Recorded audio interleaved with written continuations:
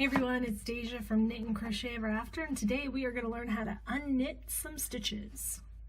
Okay, so the reason that you may need to unknit some stitches is that you accidentally mess up. So if we look at this work here, this is a 1x1 rib, which means I do one knit and one purl, one knit, one purl over and over, and it makes it into a ribbing, so it gives it a little bit of stretch.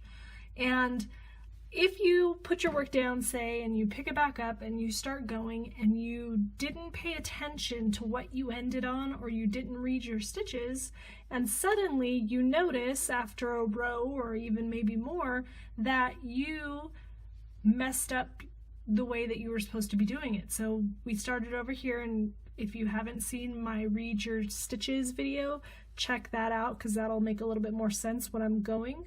But we'll look here, we see a knit stitch, we see a purl stitch, a knit stitch, a purl stitch, and then a purl stitch. So right here we messed up because we can see some knit stitches down below. So when I put it down, I picked it back up, not looking at what I did previously or reading my stitches. I just thought I was on purl, and I went and did purl, knit, purl, and I totally messed up my row. I'm totally backwards. So I need to unknit it. If I just pull this out, I'm gonna have a real big problem trying to rip my stitches out. I cannot do that like in crochet. Crochet is very easy to fix your mistakes because you can just pull one stitch at a time. Not so with knitting. It's depending on the type of yarn you have, it can be impossible to remove your needle and pull your stitches back successfully. This yarn, it's pretty dense, it's pretty stiff, so I could probably do it, but I still wouldn't, unless I had like a huge amount to go.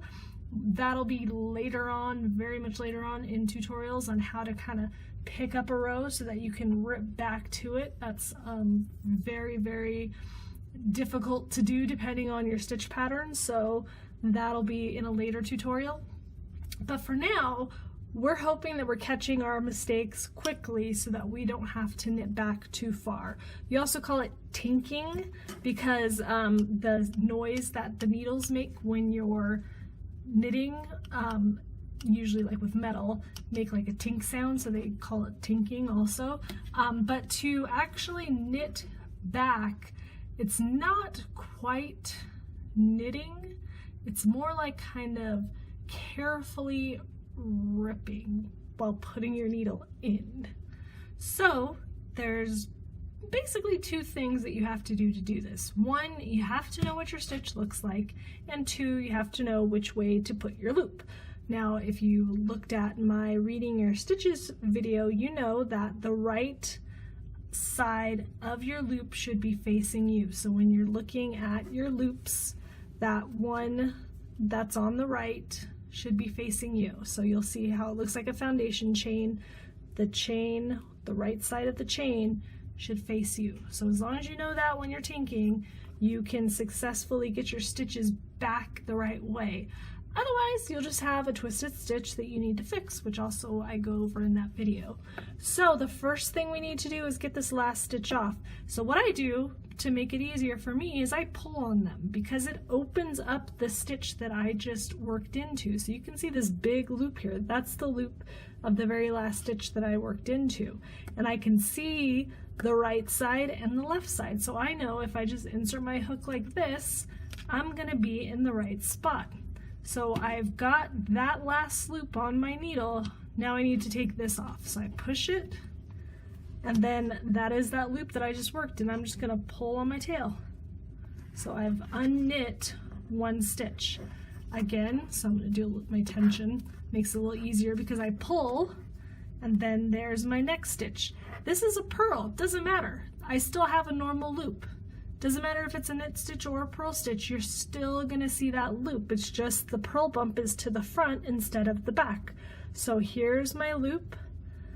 I have the right side, so I know I just enter from the front. If I enter from the front, I'm gonna pick up that right side on the right side.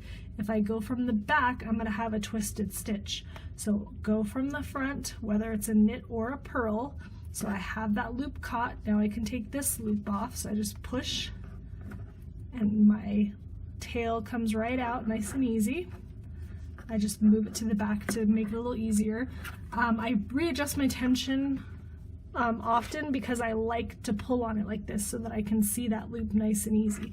Otherwise, if you try to keep it small, it's a lot harder to see. So I pull on it so I can see that loop. So again, we're in a knit stitch now, so the purl bump is back here, but it's still the same way. The loop is the same way, so I enter from the front and then I pull that loop off.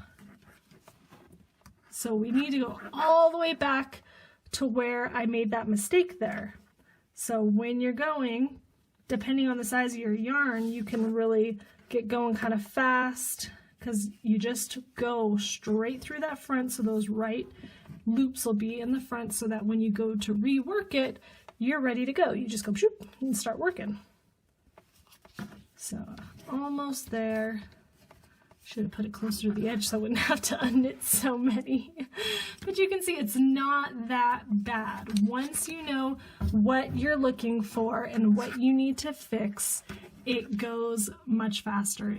Doesn't mean it's fun, because it's not. I do not like unknitting stuff that I've done, but it's not horrible. So I've made it back to the stitch, so now I can see I'm supposed to be doing a knit stitch and not a purl stitch. So now I can continue with my project. So that is how you're going to unknit stitches. If you have any questions, leave them below, and thank you for watching.